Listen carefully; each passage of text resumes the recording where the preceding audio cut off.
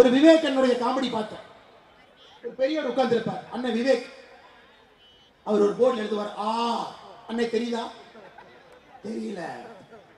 ஆ பெருசா எழுதுவார், பெருசு தெரியுதா? தெரியல.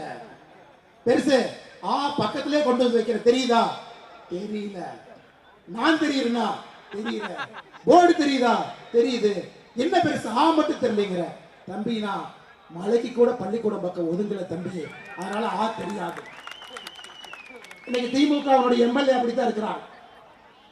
இந்த 3 மொழி போய் 3வது மொழி அழிச்சிட்டு வா. ஒரு திமுக எம்எல்ஏ பெயிண்ட் டப்பாவை தூக்கிட்டு போறார்.